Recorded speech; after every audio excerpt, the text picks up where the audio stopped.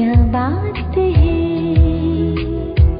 when you hear I have no fear. Oh my Baba, you are my dear. When you hear I have no fear. Oh my Baba, you are my dear.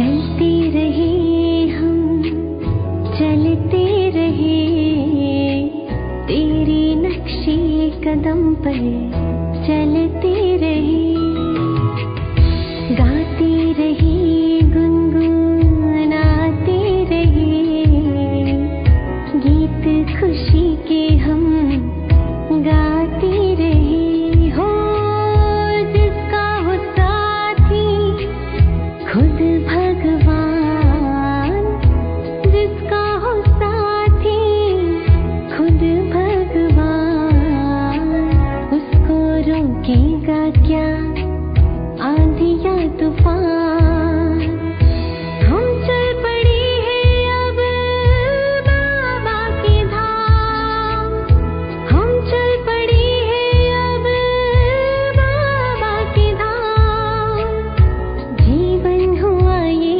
अब उसके नाम तुम साथ है तो डरने की क्या बात है। ओम शांति।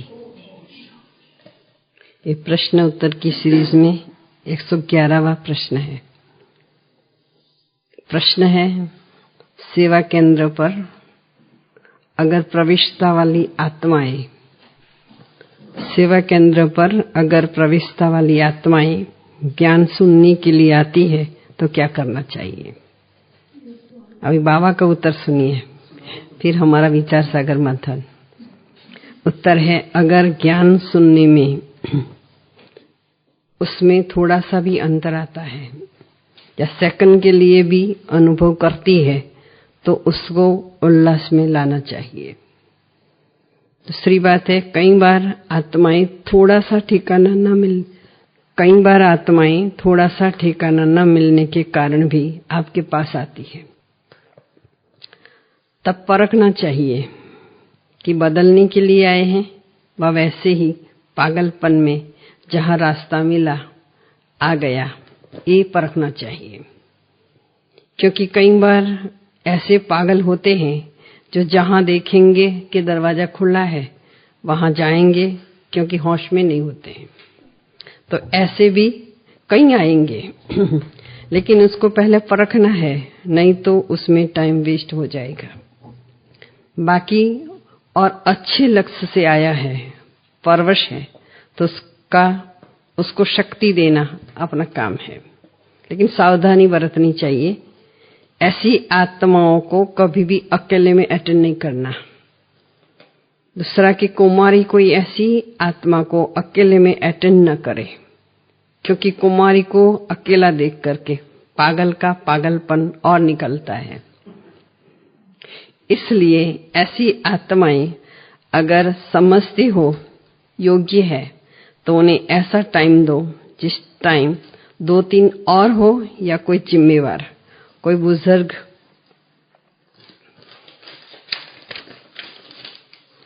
बुजुर्ग हो तो उस समय उसको बुलाकर बिठाना चाहिए।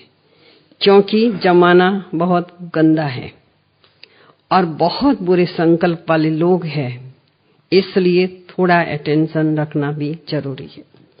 इसमें बहुत क्लियर बुद्धि चाहिए। क्लियर बुद्धि होंगी तो हर एक के वाइब्रेशन से कैच कर सकेंगे कि ये किस एम से आया है। तो सेवा केंद्र पर प्रविष्टता वाली आत्मा ज्ञान सुनने आए तो क्या करना चाहिए। बाबा साकार और अव्यक्त मुरली में कई बार बता चुके हैं कि ऐसी ऐसी आत्माएं आएगी, और जब आत्माएं आएगी तो उनका क्या हाव भाव होगा, क्या नहीं होगा, वो तो देख के ही मालूम पड़ता है। उसके लिए सबसे पहले चाहिए आत्मिक स्थिति। बाबा ने हमको पहला पाठ पढ़ाया है कि आत्मा का लेसन पक्का हो जाए, क्योंकि आत्मिक स्थिति से बाबा ने हमको कई युक्तियां बताई कि आत्मिक स्थिति में रहना है, आत्मा को देखना है। आजकल देखो कोरोना चल रहा है, उसमें मुख ही बंद कर दिया है, तो अभी आत्मा ही दिखाई देती है, क्योंकि ये तो बंद है, मालूम नहीं पड़ता है सामने वाला कौन है। कई बार खोलना पड़ता है, कोई पूछते हैं कि भाई आप कौन हो, तो हमको मुख दिखाना पड़ता है।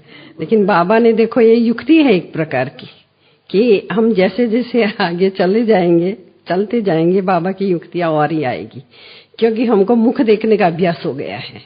क्योंकि हम किसी को देखते हैं तो आत्मा के ऊपर इतना ध्यान नहीं जाता है, इसलिए बाबा ने एक युक्ति, ये भी युक्ति है कि जब ये मुख पर तो कहने का मतलब कि आत्मिक स्थिति का बहुत बहुत अभ्यास चाहिए। और शुरुआत में भी मालूम है कि जो भट्ठी चली थी उसमें 14 साल तक एक ही पाठ पढ़ाया उनको, और वो पाठ इतना पक्का हो गया जो हमको इतने साल होने के बाद इतना पक्का नहीं हुआ है। तो ये बहुत आत्मिक स्थिति का अभ्यास कि जिसको भी देखो आत्मा देखो, और उस देखने से क्या होगा कि हम सामने वाले व्यक्ति को जल्दी से पहचान जाएंगे कि कौन है, क्या है, इसका वाइब्रेशन क्या है। और उससे क्या होगा कि बाबा कहते हैं ना, इसका मनोभाव भी हमको मालूम पड़ जाएगा कि ये व्यक्ति कौन सी है, कैसी। आपको मालूम होगा कि बाजार में जब जाते हैं या कहीं भी जाते हैं तो लोगों का चेहरा और यहाँ का चेहरा में बहुत अंतर है। हमें यहाँ रहते तो हमें मालूम नहीं पड़ता है, लेकिन जब बाहर जाते हैं तो बाहर का चेहरा भी ऐसा होता है, और हमें वो लोग बहुत जल्दी से, अगर सफेद ड्रेस ना हो तभी भी पहचान जाते हैं कि ये ब्रह्मा कुमार ब्रह्मा कुमारी है। कहने का मतलब कि जितना आत्मिक स्टेज हमारी पावरफुल होंगी उतना सामने वाली आत्मा का हाव भाव क्या है, उसका व्यवहार क्या है, उसका वाइब्रेशन क्या है, हम परख सकते हैं। तो इस आत्मा को चाहिए क्या, क्योंकि कई आत्मा को चाहिए शांति, और हम उसको सुख की बातें करेंगे। किसको प्यास है और प्यास है, और हम उसको और भोजन देंगे। तो बाबा के पानी चाहिए तो पानी ही उसको शांति देगा, लेकिन पानी के बदले में भोजन दे नहीं, फिर भी प्यास लगी है, प्यास लगी, आप कितना भी है उसको बोलोगे 1 चम्मच घी डाल दो मुख में, वो मना करेगा। तो जितना जितना अव्यक्त स्टेज हमारी स्ट्रांग होती जाएगी, और जितना जितना हम योग का अभ्यास करते जाएंगे, उतना उतना सामने वाले के जो भी हमारे सामने आएंगे उसको हम परख सकते हैं, उसका विचारों को पढ़ सकते हैं। कई बार क्या होता है कि डिप्रेशन वाले जो हमारे सामने आते हैं ना, तो हमें भी उनका हाव भाव भी ऐसा ही होता है, जैसे लगता है कि उसको कुछ हो गया है, बहुत डिप्रेशन में होते हैं। तो उसमें फिर इतना अंतर नहीं कर सकते हैं कभी कभी। तो डिप्रेशन वाली आत्माएं आती है, वो भी जैसे एक बार एक बहन आई थी, उसको डिप्रेशन था, वो कहती मेरे को बहुत डिप्रेशन आता है, लेकिन एक्चुअली उसको डिप्रेशन नहीं था, उसको एक आत्मा उसमें घुसी हुई थी, इविल सोल। तो क्या होता है कि इसका हाव भाव, पहले तो बोला कि मेरे को तो डॉक्टर गिरीश भाई के पास जाना है, क्योंकि वो मुझे है ना तो ठीक कर देंगे। आपको गिरीश भाई कैसे ठीक करेंगे? तो बोला फिर हमको सूरज भाई के पास ले चलो। तो दो बातें करते थे। तो कहने का मतलब कि बहुत समय इसके साथ बात करते हैं तो मालूम पड़ता है कि इस व्यक्ति किस प्रकार की है। तो इसके लिए चाहिए कि जब जितनी आत्मिक स्थिति हमारी पावरफुल होंगी और आत्मा देखने का अभ्यास हमारा होगा, उतना उतना हमारे में परखने की शक्ति आएगी कि व्यक्ति सामने वाला कौन है। और उससे क्या होगा, आत्मिक शक्ति हमारे में आएंगी तो हमारे में कंट्रोलिंग पावर भी आएगा। और जितना किसके पर कंट्रोल करना है, व्यर्थ पर, क्योंकि जितना जितना हमारे अंदर व्यर्थ संकल्प होगा हम लोगों को परख नहीं सकेंगे। तो व्यर्थ संकल्प पर कंट्रोल, जितना जितना हम व्यर्थ से दूर रहेंगे तो व्यर्थ संकल्प कैसे आता है कि चलते चलते किसी को देख लिया, कोई झगड़ा कर रहा है, हमने देख लिया, हमारा संकल्प चलेगा। तो ये हम एक बार है ना, तो यहाँ रक्षाबंधन के टाइम पर एक साधु के पास गए थे और वो है ना देखता ही नहीं था, बिल्कुल आंखें बंद रखता था और कहता मैं देखता नहीं ज्यादा। तो हमने बोला हाँ आप तो हमको देख रहे हो, तो बोला आज मैंने आंखें ऐसे खोल करके आपको देख रहा हूँ क्योंकि आप ब्रह्मा कुमारी आश्रम से आए हो। तो फिर हमने पूछा कि आप क्यों नहीं देखते? बोला देखने से बहुत ही विचार चलते हैं और जितना नहीं देखो ना उतना अच्छा है, और अभ्यास भी करके देखना, क्योंकि हम जाते हैं ना, अब एक छोटी सी बात है, भोजन करने जाते हैं तो हम पहले क्या क्या है वो देखते हैं, किसकी थाली में क्या क्या है। भले कितने भी बाबा के बच्चे बन गए, राजयोगी बन गए, लेकिन ये थोड़ा सा होता है। तो जब देखने का भी होता है, इसलिए वो भाई कहता है कि हम देखते ही नहीं। तो परखने की शक्ति के लिए व्यर्थ पर हमारा कंट्रोल होगा, और व्यर्थ पर कंट्रोल तब होगा जब हमारा देखना और सुनना, देखने से भी ज्यादा सुनना होता है, क्योंकि सुनना तो हम बाजू में बैठे हैं, कान ऐसे बंद तो नहीं कर सकते, आंखें तो बंद ही कर सकते हैं। तो कान से जो भी जाता है उससे भी हमारा ज्यादा संकल्प चलता है, तो व्यर्थ में हम चले जाते हैं। तो जब व्यर्थ पर हमारा संकल्प पर कंट्रोल होगा तो हम ये काम कर सकते हैं। कई आत्माएं केवल आती है तो शांति के लिए आती है और हम उसको शांति से बैठ जाती है। एक आत्मा यहाँ आती थी, वो बाबा के कमरे में बैठती थी, बाबा के कमरे में घंटे तक बैठती थी, 10:30 बज जाता तो उठती नहीं थी। तो एक बार हमने पूछा कि आप यहाँ आते हो तो आपको क्या मतलब शांति बहुत मिलती है? मैं को आप बाबा को जानते हो? बोला मैं ओशो है ना, उसको वो मैं तो याद करके बैठती हूँ। अब बाबा के कमरे में इतने घंटे तक बैठते हो? सुबह में भी आ जाएगी, 2 घंटा बैठ जाएगी, रात को भी आ जाएगी। हमारे ओम शांति भवन में भी कभी कभी वो आ जाती थी। तो कहने का मतलब कि शांति के लिए, शांति चाहिए। लेकिन बाबा के कमरे में बैठ करके लेकिन शांति तो मिलती है, लेकिन वो अपना योग करती थी। तो कई बार है ना, तो आत्माएं जो आती है हमारे पास, तो हम उसको परखना चाहिए। दूसरा है कि कई आत्मा आती है तो कैसे आती है, तो हम है ना, तो जब ये अहमदाबाद में थे ना, तो एक बहन आई थी, तो राजयोग भवन में मैं थी उस समय। तो रास्ता था ना, वहां ही सेंटर था, तो दरवाजा खुला ही रहता था। तो दोपहर का 1 बजे का टाइम था और एक माता आई, तो कहती है कि मुझे मिलना है। किसको मिलना है? बोला अंदर जाना है मुझे। अंदर कहाँ जाना है? बोला इतना बड़ा हॉल है ना, इतना बड़ा मंदिर है, हमको अंदर जाना है। तो मैं तो खड़ी रही, दीदी को पूछ के आई। मैंने बोला एक माता आई, बोले कौन है वो? मैंने बोला अनजान लगती है। तो दीदी ने बोला मेरे पास लाओ। तो दीदी ने बोला, माता से बात किया, चुप हो गई। दीदी की पर्सनालिटी बहुत थी, तो दीदी चुप हो गई एकदम। तो मेरे को कहता है कि इसको है ना भोजन दे दो क्योंकि भूखी लगती है। मैं को भोजन तो मांग नहीं रही है वो। बोला नहीं उसको भोजन दे दो। तो फिर हम है ना, तो बाजू में ले जाके उसको थाली में भोजन दिया, तो भोजन खाया उसने, और भोजन खाने के बाद वहां ही बैठी रही। बोला मेरे को जाना नहीं है। तो भाइयों ने बहुत उसको बोला कि आप माता जी अभी आप जाइए। बोला नहीं, मुझे नहीं जाना है। लेकिन फिर है ना, तो दीदी ने बोला रिक्शा में उसको प्यार से गिफ्ट दिया, अच्छी गिफ्ट दिया, छोटी सी शॉल दिया, और भी एक अच्छा बर्तन दिया छोटा सा।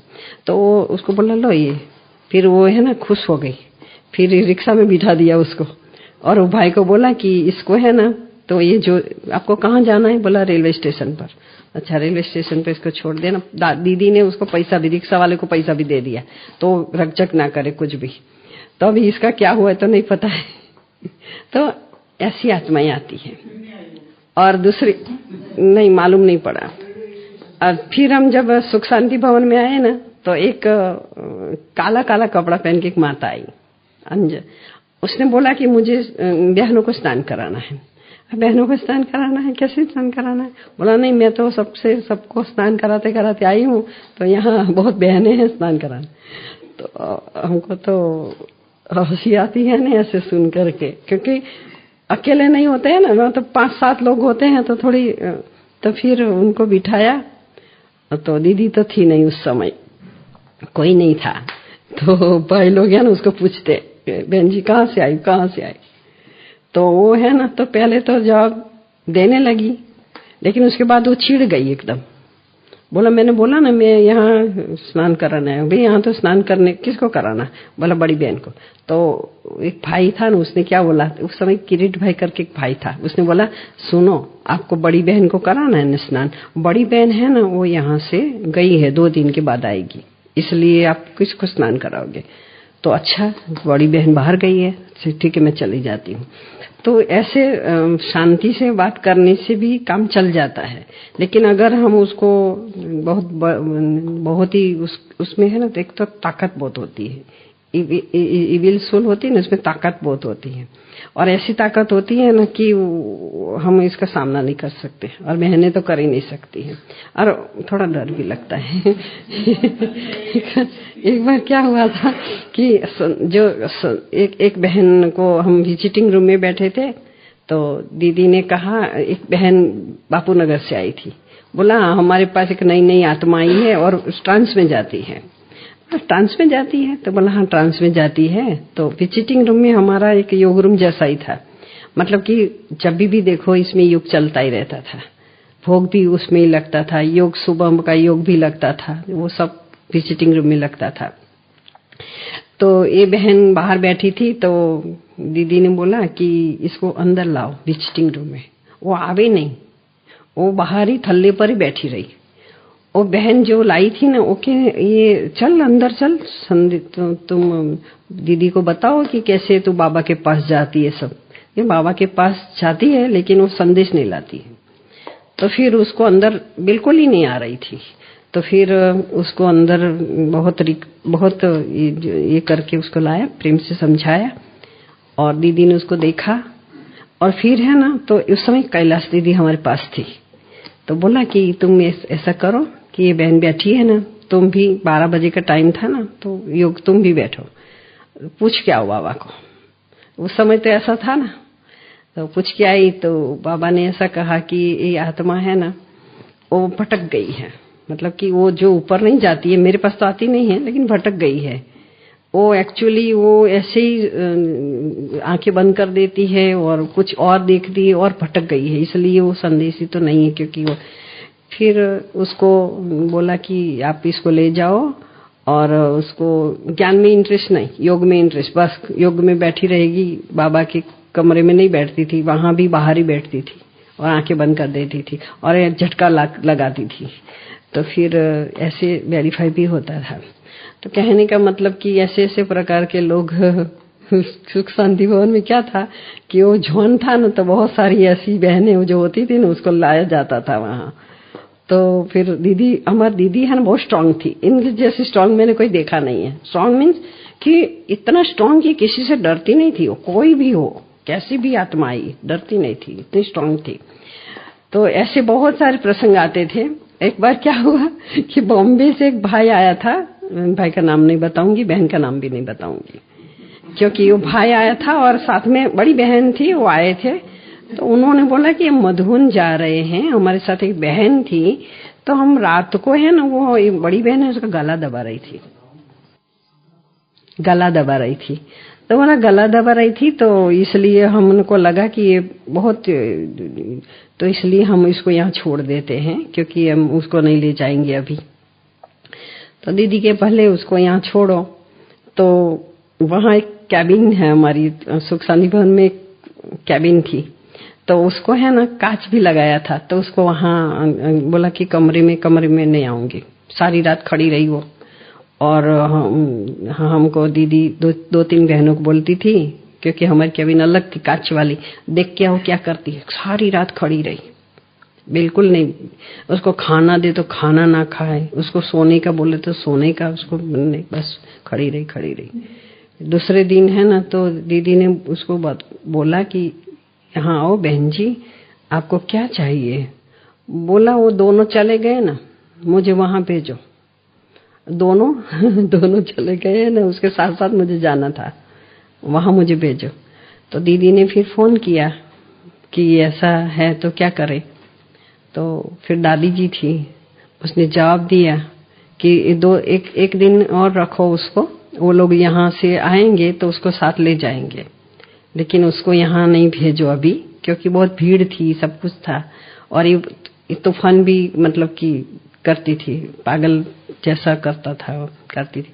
तो फिर बोला कि दीदी ने सब समाचार दिया कि ऐसे सारी रात खड़ी रही, ऐसा किया। तो ठीक है। तो फिर जब आए तभी उसको लेके नहीं गए। वो बोला हम लेके नहीं जाएंगे, क्योंकि ये तो हमको बहुत परेशान करेंगे। फिर उसकी विधि होती है तो फिर ऐसा करना पड़ता है, क्योंकि बाबा ने कई बार बोला है कि इसका भी विशेषज्ञ होते हैं, उनके पास ले जाइए, ऐसा कहते हैं। तो हर चीज ज्ञान से भी नहीं होती है, और हर चीज मतलब कि और विधियां करनी पड़ती होती है। तो ये मतलब कि ऐसा होता है। फिर बाबा ने कहा कि अकेले में अटेंड ना कर। एक बार क्या हुआ था कि मैं नीचे सोती थी, तो दीदी ने एक फॉरेनर्स आई नहीं, उसके पहले है ना 83 में कॉन्फ्रेंस थी, तो एक मॉरिशस की बहुत बड़ी वीआईपी बहन आई थी। तो उसमें अज्ञानी थी, लेकिन लेके तो आए उसको। लेकिन मैं टेलीप्रिंटर में बैठती थी ना, तो ये मेरे हाथ पे हाथ रखती थी। पहले तो मुझे डरने लगा, पहले तो मैं उसको देखा लेकिन डर नहीं लगा, लेकिन उसने हाथ पे हाथ रखा, मेरे सामने देखने लगी घड़ी घड़ी ऐसे छुप करके। तो मुझे अंदर से थोड़ा डर लग गया, और फिर मैं वहां से उठ गई। मैंने बोला मैंने उसको बोला बिठा दिया वहां, और दीदी के पास गई। दीदी मैं टेलीप्रिंटर रूम में नहीं जाऊंगी। वो बहन आई है ना, तो वो मेरे हाथ पे हाथ रखती है और मेरे सामने देखती है। बोला कुछ नहीं, मेरे को नहीं मैं नहीं जाऊंगी। फिर उस समय दूसरी बहन, बड़ी बहन थी, एलिस ब्रिज से आई थी ना, तो उनको मैंने बताया। मैंने बोला कि ये ऐसा ऐसा करते हैं, आप देखो। तो घड़ी घड़ी वो ही रूम में आ जाती थी। तो फिर मैं वहां से उठ गई, मैं जाती नहीं थी। फिर वो उसको है ना, तो 2 लोग लेकर के गए थे, बाजार में गए थे। तो वहां ऐसी ऐसी हरकतें करने लगी ना, तो इन दोनों को मालूम पड़ गया, दीदी को भी पता पड़ा कि इसमें तो इविल सोल है। अभी ऐसे व्यक्ति को यहाँ कॉन्फ्रेंस में कैसे लाए, बहुत बहुत एक करके लाए थे। तो भी दादी जी ने उसके लिए बोला था कि उसको लेके आओ, क्यों कोई बात नहीं है, उसको अलग रूम देंगे, उसको फैसिलिटीज देंगे, लेकिन क्योंकि यहाँ तक आई है। और उसका जब पति को मालूम पड़ेगा कि वो इस माउंट आबू नहीं गई है, तो बहुत ही डिससर्विस हो जाएगी। तो फिर यहाँ लाए, यहाँ उसकी कितनी परवरिश की। उसके बाद वो अहमदाबाद में नहीं आई, सीधा एयरपोर्ट पर भेजा। उसका पति को बुलाया था, पति को बुलाया और पति को बोला, तो उसमें 3 सोल थी। हाँ, तो ऐसा होता है। तो सेंटर पर और एक बहन आई थी, तो रात को आई, तो मेरे को कहती है कि मेरे को दीदी ने बोला तुम उसके साथ सो जाओ। ठीक है मेरे को पता नहीं था, और वो आई थी तो ठीक है। मेरे को बोला ये गेस्ट है, तो मैंने बोला उसको गेस्ट रूम में भेजो ना। बोला नहीं, बहन है ना, तो तुम रहो। तो मैं है ना तो सोई। पहले तो मुझे कुछ नहीं हुआ, लेकिन वो रात को जागी, वो मेरे सामने बैटरी फेंक रही थी, तो मेरा बहुत डर लग गया। ऐसे करती थी। और फिर मैंने देखा भी, मतलब कैसे डर लगता था उड़ने में फिर ऐसे करके सोई, तो फिर वो उस तरफ से वो अपने कपड़े सारे निकाल दिए उसने। तो मैं बहुत डर गई, और फिर मैं बाथरूम में चली गई। बाथरूम में से निकली नहीं, और हम बाथरूम का दूसरा दरवाजा बाहर जाने का होता ना, उसमें निकल गई बाहर। और फिर दीदी के पास में गई। मैं को दीदी तो क्या है, मैंने बोला ये तो कपड़े निकाल दिया उसने। तो बोला ऐसा क्या है? मैं को हाँ अभी मैं नहीं जाऊंगी, आप मुझे हर बार भेजते हो ना, मुझे डर लगता है। तो दीदी ने फिर है ना, तो दो बहनें थी, नेहा बहन थी और दूसरी एक बहन थी, उसको बोलो कि, तो मेरे को बोला एक कपड़े निकाल दिए, कैसे जाए हम? मैंने बोला मैं नहीं जानती अभी। तो गए तो सारे कपड़े बाहर रख करके वो बाथरूम खोल के मैं तो निकल गई, तो वो बाथरूम में चली गई। निकले नहीं 2-3 घंटे तक निकली नहीं वो। तो फिर क्या करें, 9 बजा तो उसको बोला कि नाश्ता करना है। तो वो बहन, फिर हमने दरवाजा बंद कर दिया, बाहर से दीदी ने बोला बंद कर दो क्योंकि बाहर ऐसी घूमेगी, अच्छा नहीं है। फिर उसको दूसरी एक बहन थी ना, बड़ी बहन थी, वो वहां गई, उसको कपड़े पहनाए, उसको क्या पहनाए, साड़ी पहनाए, सब कुछ अच्छे कपड़े लेके आई। और उसको है ना, तो ये कपड़े थे ना, उसको ये निकल दिया था ना, तो उसको सब पहनाया कपड़ा, साड़ी। फिर उसको दिखाया मिरर में तो कैसी लगती है, वो खुश हो गई, सब जैसे कपड़े हो गए तो खुश हो गई। और फिर उसके कपड़े थे ना, वो धुलाई में डलवा के धुलाई करा दिया। फिर उसको पूछा कि तुमने ऐसा क्यों किया? तो कहती है कि मेरे पास कपड़े ही नहीं थे, कपड़े दूसरे थे ही नहीं। तो अभी देखो ऐसी हरकतें, हमको तो ऐसा लगता था कि कुछ इविल, लेकिन इविल नहीं थी, लेकिन ऐसा तो परखने में ये, क्योंकि डर गए ना हम, तो परख नहीं सके, व्यर्थ चलने लगा बहुत संकट कि अभी दीदी को कैसे कहूं, तो ऐसा होता है। तो फिर इसलिए शांति, जिसको भी ऐसी सूल आती है ना, उसको वो प्रश्न नहीं पूछना चाहिए। हमारे पास एक बहन भी थी, संदेशी थी, वो एक जगह से दूसरी जगह पे जब भी भोग लगाने गई थी, तो उसमें एक सूल आ गई। तो जब भी आई ना, तो पहले क्या था कि हम रेंट पर रहते थे ना, तो एक रूम ऐसा था जिसमें हम सभी बहनें रहती थी, और एक रूम था उसमें दीदी और वही रहते थे, क्योंकि दीदी के साथ कोई रहते नहीं थे, हम सभी एक ही जगह पे रहते थे, 12-13 बहनें एक ही रूम में, और वहां दीदी और ये। तो क्या होता था कि एक बार ये जो ऐसे आगे आई तो सीधी सो गई हमारे रूम में आकर के। तो सभी बहनें, तो छोटी छोटी बहनें कैसी होती है ना, उसकी आंखें सब देख करके उसको पूछने लगी, हंसने लगी ऐसा, क्योंकि उसका बोलना चलना हिंदी बिल्कुल, उसको है ना, तो हिंदी इतना आता ही नहीं था, लेकिन इतना अच्छा हिंदी बोलती थी वो। तो सब पूछने लगे तुम कौन हो ना, क्या हो ना, कहाँ से आई हो ना। तो बोलती थी वो साबरमती जो नदी है ना, वहां से ये बहन मुझे, मतलब मैं वहां से आई हूँ ना, नाम भी बता रही थी, सब बता रही थी। तो हमको तो मजा आती थी पूछ कर रही, कि बहुत सारी बहनें थी ना। तो फिर बहुत हा ही होने लगा ना, तो दीदी को आवाज आया, उन्होंने बोला ये सामने घर में क्या हो रहा है, क्यों इतना कर रहे? तो दीदी ने पूछा कि क्या हुआ? तो एक घंटी, इस समय है ना सबकी एक एक घंटी थी, मेरी 1 नंबर, 2 नंबर नेहा बहन की, ऐसा था। तो 1 नंबर की घंटी लगाई, तो मैं गई, तो मुझे है ना, तो कहती वहां क्या है? मैं को दीदी बहन में भूत आया है। तो मैंने बोला कि भूत आया है? मैं को तो हाँ भूत आया है, और सब पूछ करते हैं, और वो जवाब देती है और मजा आती है। देखो ऐसी मजा नहीं करने की होती है, पता है, तुम्हारे घुस जाएगी वो आत्मा, ऐसा होगा तो ऐसे नहीं करने का, ऐसा मुझे पता है। तो फिर उसको बिल्कुल सामने नहीं आती थी, 2 भाइयों को भेज करके उसको नीचे बुलाया दीदी ने अपने रूम में, बिल्कुल नहीं आती थी। उसके बाद फिर उसकी भी तो विधि हुई थी, क्योंकि वो स्ट्रांग थी। तो ऐसे, लेकिन हमने ये देखा है कि मधुवन में जब भी वो सोल आती है ना, तो वो प्रत्यक्ष हो जाती है, सेंटरों में इतनी प्रत्यक्ष नहीं होती है। यहाँ है ना, एक बार क्या हुआ था कि सब लाइन में बैठे थे, दादी सभी बैठे थे लाइन में, और एक बहन बाहर से आई थी, वो ज्ञानी थी नहीं ज्ञानी थी मालूम नहीं, लेकिन सुंदरी दादी है ना, उसकी सेवा करने आई थी। तो छोटी सी थी, 15-16 साल की थी। और एक बार क्या हुआ कि वो कमरे में बैठी है बाबा के, और मैं उसके पीछे बैठी थी, वो एकदम सामने, मेरे सामने बैठकर मेरे को दृष्टि देने लगी। तो मैं तो है ना जैसे बहुत बहादुर हूँ, ऐसे ड्रामा किया, लेकिन अंदर से बहुत डर था। मैंने बोले कब उठे, मैं उठूं। हाँ हाँ, बाहर से तो ऐसा करना पड़ता है ना, अंदर से तो डर डर मेरे को कब उठे। और ये उठी ना तो मैं भी फिर 2-5 मिनट में उठी तो निर्वीर भाई सब बैठे थे। उसको क्या बोलती, मेरे को है ना देखो मैं शिव बाबा हूँ और मेरे में मेरी दृष्टि लो। तो ऐसे सब बात करती तो निर्वीर भाई हंसी में कहता था, हाँ तुम्हारी दृष्टि लेंगे, क्यों नहीं लेंगे।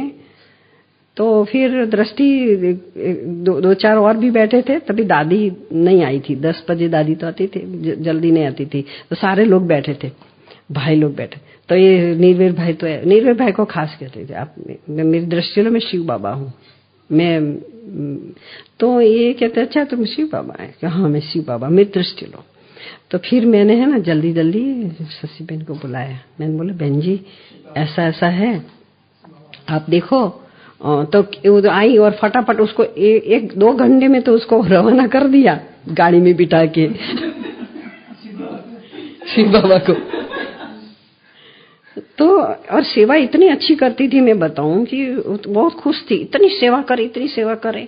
लेकिन उनके जब इस सेंटर पे बोला ना कि ये कहाँ से आई, तो बहन बोला इसमें थोड़ा सा ऐसा तो था, लेकिन इतना था हमको मालूम नहीं था अब तक।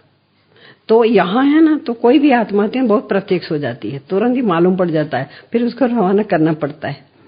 ऐसे वो कहती मैं ज्ञान में, इतने ज्ञान में वो है नहीं, लेकिन वो इसकी माता जी आती थी उसके साथ साथ आती थी, सेवा कर लेती थी। तो उनको लगा कि अच्छी है, चलो मधुबन भेज दो तो अच्छी सेवा करेगी है, ऐसा करके उसको लेके आए थे। हाँ ऐसा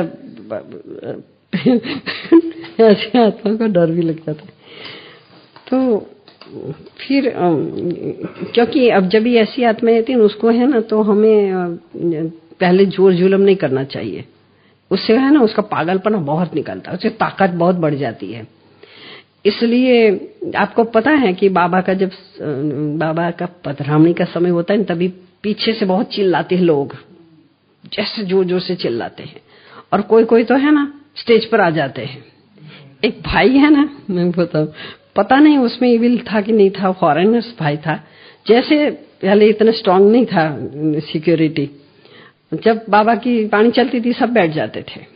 तो ये है ना तो एक यहाँ बाबा बैठा था और ये संदली एक दूसरी होती है, एकदम है ना जैसे मूली शुरू हुई दौड़ के आके बैठ गया और ऐसे बाबा के सामने ही बैठ गया। ऐसे कोई की हिम्मत नहीं थी कि मुरली में से इसको उठाए। जैसे मुरली पूरी होने आई तो फिर 4-5 भाई आया, उसको पकड़ के ले जाने लगे, बाबा बाबा देखो देखो, बाबा देखो बाबा।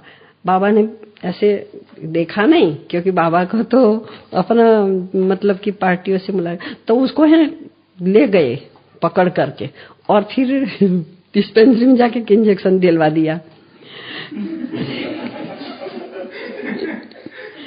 नहीं वो उसका जोश था, उस पे इविल नहीं था, लेकिन बाबा के प्रति इतनी ये थी कि व्यक्ति ऐसा लगता था तो दौड़ के बैठ गया और उतरे ही नहीं जरा भी। उसको कितना उतारे, उतरे ही नहीं, क्योंकि उसको मैंने बोला कितनी भाग्यशाली आत्मा, पूरी मोडली सुनी इसने संदली पर। तो कहने का मतलब कि कोई भी ऐसी आत्मा आती है तो उसको थोड़ा थोड़ा प्यार से अगर बात करते हैं, समझाते हैं तो ठीक हो जाता है। लेकिन उसके साथ जैसे जोर जुल्म हम करते हैं तो बहुत तकलीफ होती है। और वो कैसी भी दुर्बल आपको लगेगा, इतनी दुर्बल है, कुछ भी उसमें नहीं है दम, लेकिन दम बराबर दिखाएगी। वो 4-5 भी होंगे ना वो फेंक देंगी, ऐसी आत्माएं होती है। तो दूसरा है कि सेंटर का वातावरण स्ट्रांग हो, सेंटर का वातावरण स्ट्रांग हो, क्योंकि यहाँ जब भी हम सेंटर पर कोई भी सेंटर खुलता था ना उसको 15 दिन तक उसमें निरंतर योग रखते थे कि भाई चलो ये कहीं भी कुछ भी हो। और पहले थे ना लोग जमीन देते नहीं है, कोई जगह नहीं देते थे, ऐसी ऐसी जगह देते थे जैसी मतलब कोई आने वाला ना हो, बहुत पड़ी रही होती हो, ऐसी ऐसी जगह देते थे, क्योंकि वो लोग पहले ऐसी नहीं देते तो इसमें जाना पड़ता था। तो रोज ही वहां योग चलता था, तो 15 दिन 30 दिन तक योग का वातावरण रहता था। तो क्या है वाइब्रेशन थोड़ा ठीक अच्छा हो जाता था। तो सेंटर का वातावरण अगर स्ट्रांग होता है तो वो आत्मा हिम्मत नहीं करती है, बिल्कुल ही हिम्मत नहीं करती। अगर आएगी तो वो चली जाएगी, लेकिन स्ट्रांग, बहुत स्ट्रांग होना चाहिए। तो आत्मा जो आती है तो कई बार ऐसी होती है ना कि उसको कोई ज्ञान बन का कुछ होता नहीं है, लेकिन चलो यहाँ दरवाजा खुला है या तो कोई जगह है तो घुस जाएंगी, निकलेगी नहीं उसके बाद। तो वातावरण इतना स्ट्रांग होता है तो वो व्यक्ति जो अगर परवश वाली आत्मा है वो उसमें प्रवेश नहीं करती है। फिर उसमें अकेले में अटेंड नहीं करने की बात आती है तो इसमें क्या होता है कि अकेले में तो जब ये थोड़ी भी ऐसी हरकत करती है तो सामने वाला डरता भी है, डर जाते हैं। तो इसलिए जब ऐसी आत्मा आती है तो बहनों के बजाय भाइयों को साथ में रहना चाहिए, क्योंकि बाबा कहता है ना कोई कुमारी होंगी तो इसमें पागलपन होगा नहीं होगा तो भी आ जाएगा, और वो ऐसी हरकतें हाथ पकड़ने की हरकत करेगी, कोई हरकत करेगी। लेकिन अगर कोई भाई होगा, बुजुर्ग होंगे, माताएं होंगी तो क्या है कि वो परिस्थिति को संभाल लेते हैं। इसलिए ऐसे ऐसे जब आता है तभी कोई कुमारी को तो कभी भी अटेंड करने के लिए नहीं भेजना चाहिए। दूसरा है कि उसके लिए निडरता चाहिए अभी, और निडर भी हो, लेकिन हमारे वहाँ एक क्या होता था, एक बार है ना माताएं बहुत स्ट्रांग होती है, 2-3 माताएं बहुत स्ट्रांग होती थी। जब भी ऐसा काम होता था तो दीदी इसको बुला लेती थी, इधर आओ, तो वो बहुत स्ट्रांग होती थी। और 2-3 भाई था ना वो भी बहुत स्ट्रांग था कि भाई कुछ जहां भी उसको भेजना होगा भेजते ना तो भी वो वहां उसके साथ जाते थे। तो निडर बना, क्योंकि ये ऐसा है ना कि हम छोटे छोटे थे ना तो तभी लाइट नहीं होती थी। तो क्या होता था कि अंदर घर में जाना है ना, 2-3 कमरे होते हैं ना, तो अंदर कोई भी परछाई पड़ती थी तो नहीं जाते थे, डर लगता था। तो हमारा भाई जो था ना छोटा था, लेकिन क्या कहता है ये घड़ी घड़ी डरती रहती है, क्या है घर में हम रह रहे हैं क्या कर, मैं को नहीं वहां डर लगता है। तो कहने का मतलब कि तो निडर बनना चाहिए। तो बाबा कहते हैं कि अगर, क्योंकि वो स्ट्रांग होता है ना उसके पास नहीं आता है, स्ट्रांग होता है तो उनको मालूम पड़ जाता है कि ये स्ट्रांग है। जैसे बंदर होते हैं ना, इसको आपने देखा होगा, बहनें होती हैं तो घुर करेगा, भाई होंगे ना बिल्कुल नहीं चला जाएगा। तो अभी तो कहने का मतलब कि वो जितना स्ट्रांग व्यक्ति होगा ना, तो जितना स्ट्रांग होगा ना तो उसके अंदर से वो बिल्कुल डर जाएंगे वो भी, क्योंकि एक्चुअली उसमें कहते हैं कि ताकत बहुत बताते हैं, लेकिन ऐसी ताकत नहीं होती है। अगर जिसका प्योरिटी है तो प्योरिटी है उसमें उनके सामने वो व्यक्ति, वो परवश आत्मा होती है ना, हार जाती है। प्योरिटी बहुत चाहिए।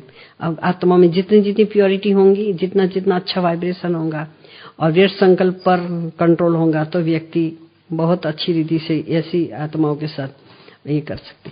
यहाँ एक आत्मा थी जो है ना अपने कोई थप्पड़ मारती रहती थी, तो हमारे थल्ले पर बैठ जाती थी और कहती थी कि देखो इसको, मैं कितना कहती हूँ बैंगन नहीं खाना तो फिर बैंगन ही मांगेंगे, बैंगन ही मांगती है ऐसा। तो बहुत ऐसा होता था ना, तो फिर इसको कहीं भेजा तो उनको बोला कि उसको है ना बाबा के कमरे में ही बैठती थी, बाबा के कमरे में से मैं बैठूंगी। वो वहां उसको ले गए ना, तो उन लोगों ने बोला कि ये आत्मा इतनी प्योर है, उसमें है नहीं कुछ, सिर्फ उसके ऊपर परछाई पड़ी है, बाकी कुछ है नहीं, उसमें कुछ भी नहीं है। हाँ तो ऐसा तो, और फिर आई ना तो उसको बोला कि हनुमान का जाप करना, तो मुझे बोलती है मैं हनुमान को क्यों जाप करूं, हनुमान का मैं नहीं जाप करूंगी, मैं कोई भक्ति मार्ग वाली नहीं हूँ। उसको बोला मैं करूंगी नहीं, उसको माला दी ना फेंक दिया, मैं शिव बाबा की सिवाय किसी की बनने वाली नहीं हूँ, शिव बाबा की हूँ, शिव बाबा की रहूंगी। लेकिन वो एक और एक आत्मा हमारे ऑफिस में भी आई थी, तो उस सेंटर में मालूम ही नहीं था, वो आती थी मुरली सुन करके चली जाती थी, लेकिन उसको पता नहीं था। लेकिन वो पैसा बहुत, मतलब भोग मां पैसा बहुत देती थी, तो बहन को इसमें संपर्क नहीं हुआ था। जब यहाँ आई ना तो मेरे को कहती, मेरे ऑफिस में बैठती थी और सेवा में आती थी ना, तो मैं भोग लगाने जाती थी, तो शिवम में देखती थी रोटी में, तो इसको है ना ताली लगे बाबा बाबा बाबा बाबा बाबा बाबा बाबा ऐसा करती थी। सभी है ना जो बैठती थी वो कमरे में भी ऐसे बोलती थी, बोलती रहती थी। मैंने बोला आप ऐसे क्यों बोलते हैं? मन में बोला देखो ऐसा बोलती ना भाग जाता है वो, नहीं तो है ना मेरे पास खड़ा रहता है। तो ऐसी आत्माएं भी होती है जिसमें मतलब कि ऐसा व्यवहार होता है।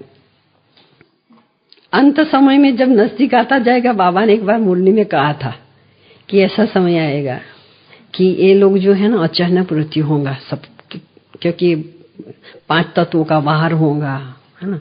तो लोगों जो 5 विकारों वाली आत्माएं जो है उसका भी संस्कार जो है ना, जब भी सेंटर में आते हैं, जब भी नई जगह पे जाते हैं ना, तो क्या होता है अपने ओरिजिनल संस्कार को दबा के, ओरिजिनल माना वो नहीं प्रेम सुख शांति आनंद नहीं, वो है ना दबा के रखते हैं। तो ऐसे यहाँ भी हम योग करते हैं, सब कुछ करते हैं, लेकिन हमारे पुराने संस्कार होते हैं वो दबे हुए रहते हैं। समय पर आप देखो कैसा उसका रिस्पॉन्स आता है।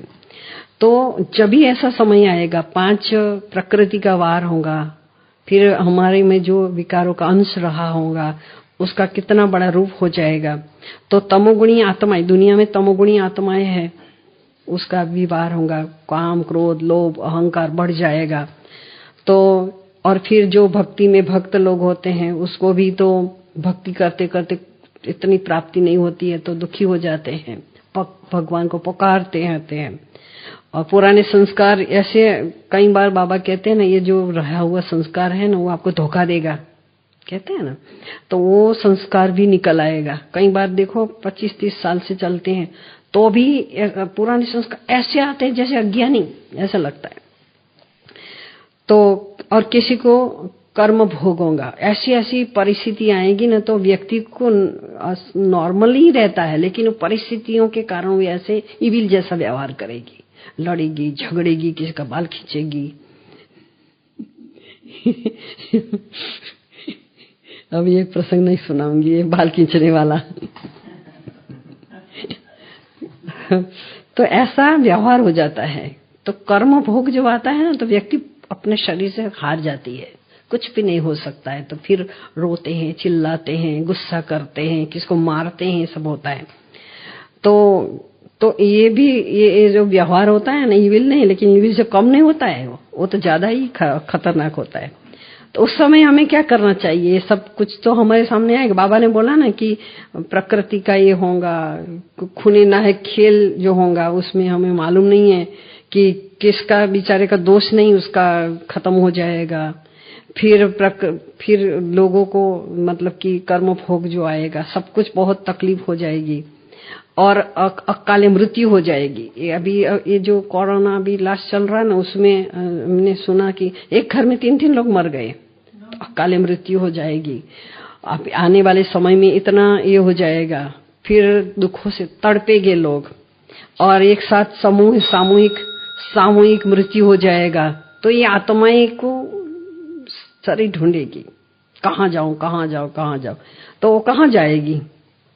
तो जिसमें शांति होंगी, सुख होगा, प्यार होगा, उसमें जाएगी। तो कहाँ आएगी वो? जब बाबा ने बोला एक में 10 आत्मा घुसेगी, देख स्ट्रांग नहीं रहोगे तो।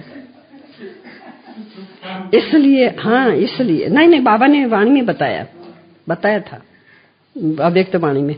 तो ऐसे समय बाबा कहते हैं कि ऐसा समय आएगा, इसलिए पहले से ही जो हमें अपना योग बल है उसको बढ़ाना पड़ेगा। बाबा कहते हैं बुद्धि की लाइन एकदम क्लियर होनी चाहिए, क्योंकि बुद्धि बल जो है, लेकिन अगर लाइन ही क्लियर नहीं होगी तो हमें मालूम नहीं पड़ेगा। तो लाइन क्लियर होनी चाहिए।